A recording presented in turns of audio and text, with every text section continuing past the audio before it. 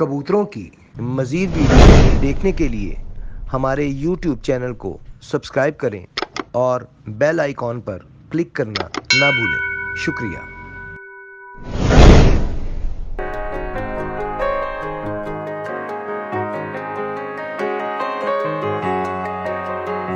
अऊज़ु बिल्लाहि मिनश शैतानिर रजीम बिस्मिल्लाहिर रहमानिर रहीम अल्लाहुम्मा सल्लि अला मुहम्मद व अला आलि मुहम्मद कमा सल्लैता अला इब्राहीम व अला आलि इब्राहीम इन्नका हमीदुम मजीद अल्लाहुम्मा बारिक अला मुहम्मद व अला आलि मुहम्मद कमा बारकता अला इब्राहीम व अला आलि इब्राहीम इन्नका हमीदुम मजीद। अस्सलाम वालेकुम नाज़रीन, आप देख रहे हैं पाकिस्तान का सबसे पहला कबूतरबाजी का high definition channel Pakistan pigeon association और मैं हूं आपका होस्ट आपका दोस्त फैसल। आज हम अपने मेडिसिन के चौथे सेगमेंट के लिए हमने दावत दी है अपने स्टूडियो में जनाब उस्ताद नईम भट्टी साहब से रिक्वेस्ट की कि हमें टाइम दें और हमारे व्यूअर्स का की जो सवालात हैं उनके जवाब काइंडली आप अपने इनके मुताबिक हमें दें ताकि हम अपने व्यूअर्स तक पहुंचा सकें। हम उस्ताद नईम भट्टी साहब के बहुत शुक्रगुजार हैं कि हमें वेलकम किया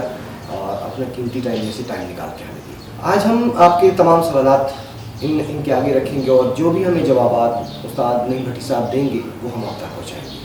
तो आइए इनसे गपशप करते हैं। अस्सलाम वालेकुम सर। जी वालेकुम सर, कैसी तबीयत है आपकी? अल्लाह का बड़ा शुक्र है जी। अल्लाह ताला आपने आपके चैनल को और हम सबको तमाम कबूतर परवर दोस्तों को अपने ज़ुबान में रखे जी। और ख़ास तौर पे जो आजकल पाकिस्तान में या पूरी दुनिया में ये एक वबा है, हम तमाम दोस्तों को सबको जो है इस वबा से महफूज रखें। अल्लाह ताला अपने खुसूसी रहमत का साया रखें। आमीन जी आमीन। तो सर ऐसा है कि हमने ये सेगमेंट हमने स्पेशली रखा है उन दोस्तों के लिए जिन्हें मुख्तलिफ बीमारियों से दुचार हैं उनके परिंदे, और वो हमें सवाल सेंड करते हैं कमेंट बॉक्स में। हम वो चाह रहे थे कि हम आपके आगे रखें और आप काइंडली हमें उनके मुताबिक हमें उनका हल बताएं ताकि हम अपने व्यूअर्स तक पहुंचा सकें। उसमें हमें आपकी हेल्प की ज़रूरत है। बिल्कुल ज़रूर आप बताइए। सर पहला सवाल ये है कि कबूतरी अंडे देती हैं और मतलब दिन पूरे जब होते हैं तो उसके बाद देखा जाता है तो बच्चा उसके अंदर मर जाता है, मतलब बच्चा बाहर आने से पहले ही मर जाता है। तो उसका क्या वजह हो सकती है, उसका क्या हाल है कि मज़ीद जो है वो बच्चे आके बच जाएं? ये बड़ा एक अहम सवाल है जी। इसमें अक्सर हमारे जो कबूतर परवर दोस्त हैं उनका इससे जो है वो सामना होता रहता है इस सिचुएशन से। तो इसमें बात ये है कि अंडे में बच्चा जो है, जब ये मैं पहले आपको अर्ज कर दूँ कि जब डेवलपमेंट होती है तो 21 दिन के बाद जो बच्चा जब मुकम्मल हो जाता है तो उसके बाद यानी ये कुदरती तौर पे बच्चा जब मूव करता है यानी उसमें मूवमेंट पैदा होती है, तो उसके बाद जो अंडे का खौल है वो खुद ब खुद जो है वो फट जाता है बच्चे की मूवमेंट की वजह से, जिसकी वजह से फिर वो बच्चा जो है वो बाहर आ जाता है, अंडे से बाहर आ जाता है। खौल जो है वो अंडे का जो छिलका होता है वो एक साइड पर रह जाता है। अब इसमें बाद दफ़ा सिचुएशन एक ऐसी भी आ जाती है कि जो एम्ब्रियो जो होता है या बच्चा जो है कबूतर का, उसकी डेवलपमेंट जो है या उसकी ग्रोथ जो भी है, उसकी नशो नुमा जो है वो मुकम्मल नहीं होती, जिसकी वजह से वो बच्चा जो है वो कमज़ोर होता है और उसमें उसकी मूवमेंट जो है वो उतनी नहीं होती जितनी के रिक्वायर्ड होती है अंडे का जो खौल जो है उसको जो है वो ब्रेक करने के लिए, उसको तोड़ने के लिए। तो इसी वजह से वो बच्चा जो है वो चूँकि उसकी मूवमेंट नहीं हो पाती, वो बच्चा वीक होता है, उसकी डेवलपमेंट जो है वो पूरी नहीं होती, तो इसी वजह से वो बच्चा जो है वो अंदर ही मर जाता है। और हम कुछ दिन के बाद देखते हैं तो उसमें एक सुराख सा हमें ज़रूर नज़र आता है अंडे में, लेकिन बच्चा जो है वो उसके अंदर जो है वो मरा हुआ होता है। तो इसकी बड़ी वजह यही है कि एम्ब्रियोनिक डेवलपमेंट जो है यानी मतलब ये है कि जो बच्चे की नशोनुमा जो है वो पूरी तरह मुकम्मल नहीं हुई। अब इसकी चंद एक वजूहात होती हैं कि बच्चे की नामुकम्मल जो नशोनुमा है उसकी बड़ी वजह जो है वो उसमें जो है विटामिन्स की कमी है, मिनरल्स की कमी है।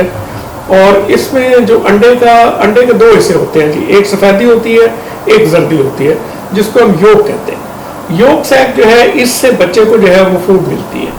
और यही फूड जो है वो आगे उसकी नशोनुमा में बड़ा अहम जो वो पार्ट जो है वो रोल प्ले करती है। और बाद दफ़ा ये होता है कि अंडे में जो जर्दी का जो आप कह लें कि जो पोर्शन होता है वो उस हद तक रिक्वायर्ड जो लेवल होता है उस तक नहीं होता, जिसकी वजह से बच्चे की जो नशो-नुमा है वो बहुत यानी उसमें कमी आ जाती है, और इसकी वजह से बच्चा जो है वो खौल के अंदर जो है या अंडे के अंदर जो है वो मर जाता है। तो उसका जो बेहतरीन इलाज वो यही है कि एक तो जो है कबूतरों को ग्रेट डाली जाए, यानी कबूतरों को नमकियात मुख्तलिफ किस्म के मिनरल्स और जो मुख्तलिफ दूसरी चीज़ें हैं, हाजमे की चीज़ें हैं, ये इनको मिला के जो है एक पाउडर बना के कुड़े के जो डब्बा है उसके अंदर रखा जाए किसी बर्तन में, और ये कबूतर जो है उसको खाते रहें, ख़ासतौर पर मादियाँ जो है वो इसको खाती रहें। आजकल बड़ा आसान हाल है, तो इसमें बाजार से जो है वो मेडिकल कोई भी पोल्ट्री जो स्टोर है वहाँ से स्टमक पाउडर भी मिल जाता है और मिल्टन पाउडर भी मिल जाता है। तो ये दोनों पाउडर जो है ये आप इक्वल रेशो में या इक्वल एक पैकेट वो ले लें, एक पैकेट जो है वो मिल्टन ले लें, एक पैकेट जो है वो स्टमक पाउडर ले लें, और उनमें आधा पैकेट जो है वो आप थोड़ी सी जो है वो ज़ीरो की चिप्स मिला दें, और ये चीज़ें जो है वो किसी भी कुनाली में डाल के ये आप डब्बे के अंदर रखें और कबूतर जो है वो इसको खाते रहें। इंशाल्लाह इससे ये है कि इनमें जो ट्रेस एलिमेंट्स की कमी है या मिनरल्स की कमी है या वाइटामिन्स की कमी है वो कबूतरों में जो है वो नहीं आती। अलावा की अगर इस तरह का मामला ऐसा हो जाता है तो उस मादा को जो है वो कैल्शियम की एक जो आम एक टैबलेट होती है उसका चौथा हिस्सा, और इसके साथ जो है वो मछली के तेल का एक कैप्सूल यानी कॉड लिवर ऑयल जो है ये आप बेशक उनको मादा को नर से अलग करके बेशक ये तकरीबन आप 15 दिन तक दें। नागानी इसमें होना चाहिए। कैल्शियम आप 2 दफ़ा दें जो है वो सुबह और शाम, उसका चौथा हिस्सा कैल्शियम की किसी भी टैबलेट का, और जो मछली के तेल का कैप्सूल है एक और लिवर ऑयल है वो आप दिन में 1 मरतबा देंगे। तो इससे जो और इसके साथ साथ वो जो ग्रेट जो मैंने आपको बताई है वो भी इस्तेमाल करें। इंशाल्लाह इससे काफ़ी हद तक जो है ये प्रॉब्लम जो है ये काफ़ी इसमें कमी आ जाए। माशाल्लाह सर, आपने बहुत तफसीली जवाब दिया, बहुत शुक्रिया सर। उस्ताद मोहतरम, एक दूसरा सवाल ये है कि बीमारी खुडे में आ चुकी है, लेकिन तमाम कबूतरों को नहीं पड़ी, अभी काफ़ी कबूतर बचे हुए हैं, अभी शुरुआत है बीमारी की, लेकिन खुडे में बीमारी पड़ चुकी है। तो बाकी तमाम परिंदों को बचाने के लिए कोई ऐसा इलाज, कोई ऐसी मेडिसिन, कोई ऐसा टोटका कि जिससे बाकी परिंदे जो हैं वो बच जाएँ बीमारी फैलने से? जी बिल्कुल, ये बड़ा ये भी एक बहुत एक अहम सवाल है, और इसका अक्सर हमारा इस बीमारी से जो जोले रकबे की है ये इससे सामना होता रहता है। तो इससे अगर खुदा न खास्ता किसी भी डब्बे या खुडे में ये बीमारी आ चुकी है तो सबसे बेहतर तरीका तो ये है कि जो कबूतर आपको बीमार नज़र आ रहे हैं उनको जो है फौरी तौर पे सेहतमंद कबूतरों से अलग कर दिया जाए। पहली बात तो इसमें यह है कि जो भी कबूतर जिसमें सिम्टम अपीयर हो रही हैं, मसलन वो गर्दन अला रहा है, या उसकी सबसे पहले जो प्राइमरी इसकी जो अलामात होती है उसमें ये होता है कि कबूतर सुस्त हो जाते हैं, और उसके बाद कबूतर की बाज़ दफ़ा आँख में जो है वो सफ़ेद रंग का जाला होना शुरू हो जाता है। और बाज़ दफ़ा ये नहीं भी होता, ये ज़रूरी नहीं है कि हर एक कबूतर की आँख में ये जो सफ़ेद जाली आएगी। अगर ये एक सिम्टम होती है तो इसमें अगर ये आपको नज़र आए तो फौरी तौर पर आप अलर्ट हो जाए, और इन कबूतरों को जो है वो आप जो सेहतमंद कबूतर हैं उनसे फौरी तौर पे आप अलग करें, इनको अलग किसी केस में मुंतकिल कर दें। अब इसमें यह है कि ये इससे जो है वो ये जरूरी नहीं है कि हम लोग इससे मुतमिन हो जाए कि जी हमने जो बीमार कबूतर को अलग कर दी है, सेहतमंद अलग कर दी है, अब ये बीमारी सेहतमंद कबूतरों में नहीं आएगी, ऐसी बात नहीं है। बात यह है कि जो कबूतर जिनको ये बीमारी लग गई है वो कैरियर है, और जितनी देर वो सेहतमंद कबूतरों के साथ रहे हैं, उनके साथ उनका खाना पीना मुश्तरका रहा है, पानी पीना मुश्तरका रहा है, तो वो डेफिनेटली उनमें वायरस जो है वो डेफिनेटली आ चुके हैं। और इसका सबसे बेस्ट ये है, वायरस का तो वैसे कोई इलाज नहीं है ना इसके सिवाय वैक्सीन के, और इसके अलावा ये जिसको हम एक्टिव इम्यूनिटी कहते हैं, थ्रू वैक्सीन हम क्रिएट करते हैं, इसके अलावा और इसका कोई हल नहीं है। हाँ, ये ज़रूर है कि हम लोग कुछ स्ट्रॉन्ग किस्म की एंटीबायोटिक्स देते हैं, जिसकी वजह से इन वायरस के साथ जो बैक्टीरिया जो है जो अमल कर रहे होते हैं या उनकी मदद कर रहे होते हैं वायरस की इस बीमारी को फैलाने के लिए, उनका रोल जो है वो ज़रूर उसमें ख़त्म हो जाता है। बैक्टीरिया जब मर जाते हैं या वो ख़त्म हो जाते हैं तो वायरस जो है जो अकेला है वो थोड़ा सा उसकी ताकत जो है वो कम पड़ जाती है, और इससे कबूतर हमारे बाद दफ़ा कोई काफ़ी हद तक जो नॉर्मल सिम्टम है वो शो करना शुरू कर देते हैं। तो इसमें द बेस्ट वे इसके फौरी तौर पे उन कबूतरों को आप अलग करें और उनको जो है वो ज़्यादा से ज़्यादा धूप में रखें जी, जो कबूतर बीमार हो चुके हैं। इसके अलावा जो सेहतमंद कबूतर हैं उनको फौरी तौर पे जो है किसी अच्छी एंटीबायोटिक जो है वो आप दें। आजकल चूँकि जिस तरह की बैक्टीरिया जो है बड़ी कॉम्प्लिकेटेड फॉर्म्स आ रही हैं, बड़े कॉम्प्लिकेटेड स्ट्रेन्स आ रहे हैं, तो इसका बेस्ट वे इसके एक जो अकेली कोई एंटीबायोटिक जो है वो इस पर आप आमतौर पे आजकल जो है वो कारगर नहीं होती। तो द बेस्ट वे कि आप 2 अच्छी एंटीबायोटिक मिला के वो आप फौरी तौर पे 5 दिन का कोर्स करवाएं,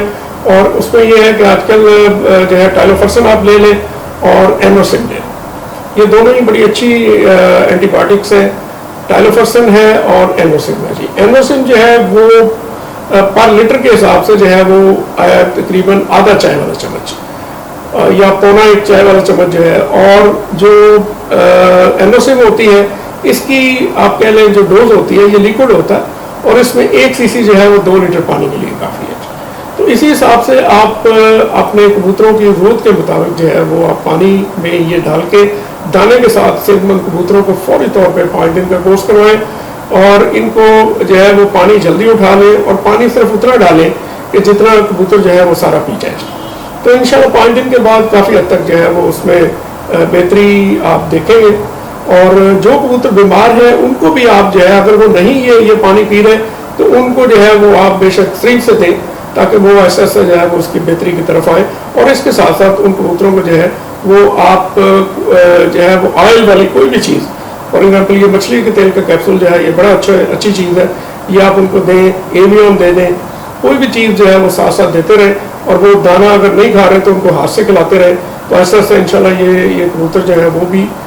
ठीक होना शुरू हो जाते हैं। लेकिन सबसे बेस्ट तरीका यही है, ये इस बीमारी से बचने का तरीका यही है कि जी आप इन टाइम जो है वो इनकी वैक्सीन करें, चाहे आप लोकल वैक्सीन कर रहे हैं या आप जो है वो इम्पोर्टेड या ऑयल बेस्ड वैक्सीन जो है वो जैसे जो लसोटा वगैरह ओरल वैक्सीन दें या इनको ऑयल बेस्ड वैक्सीन दें,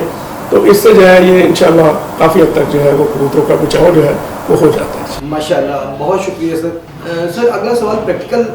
मतलब गेम से है, प्रैक्टिकल कबूतरबाजी से है कि कबूतर उड़कर आया और पूरी तरह प्रॉपर संभाला नहीं गया और उसे ता लग गया,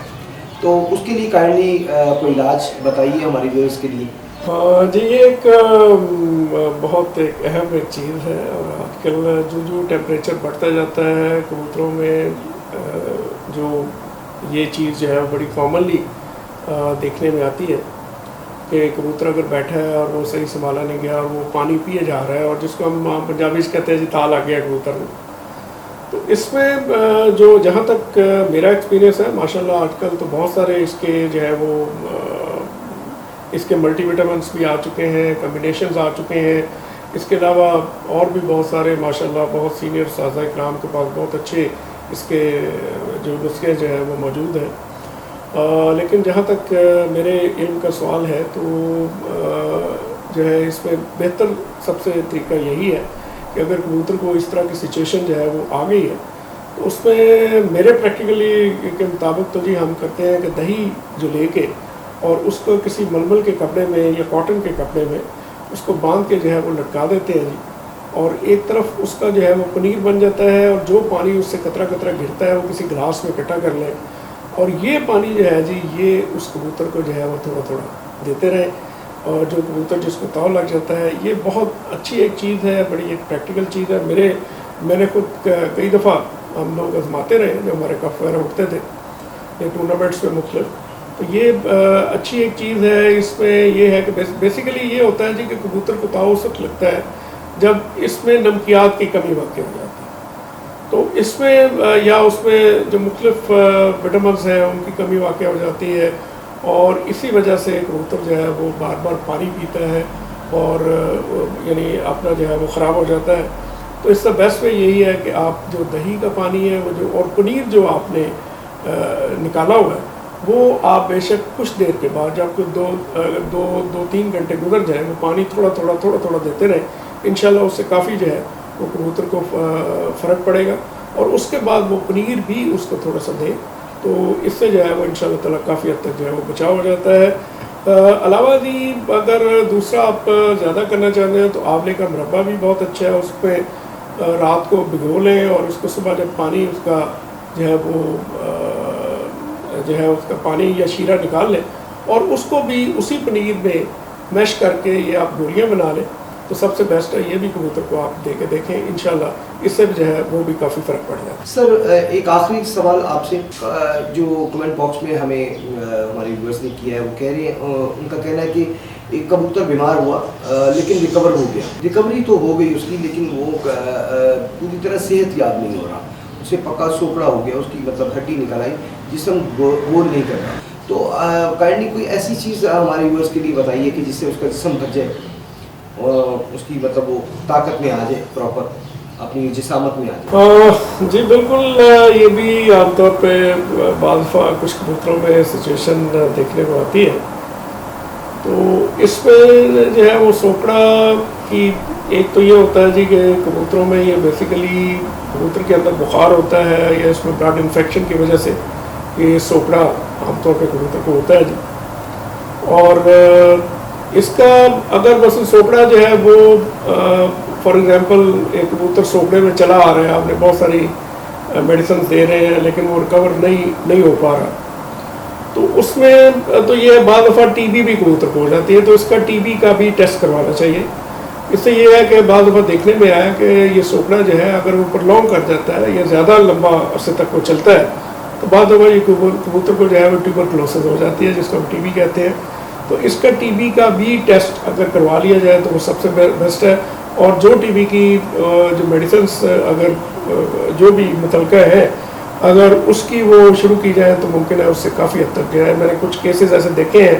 कि जिसमें कबूतर को जो है वो टीबी में ये सोकड़ा जो है वो कन्वर्ट हो जाता है बहुत ज़्यादा पर लॉन्ग पीरियड के बाद। तो अगर टीबी की मेडिसिन ट्राई की जाए तो उससे जो है बाज़ कबूतर रिकवर कर जाते हैं। एक तो ये, दूसरा ये है कि जो कॉमनली आमतौर पे जो सोकड़ा होता है जी उसमें कबूतर को जो है वो दो किस्म के आप सिरप दे सकते हैं,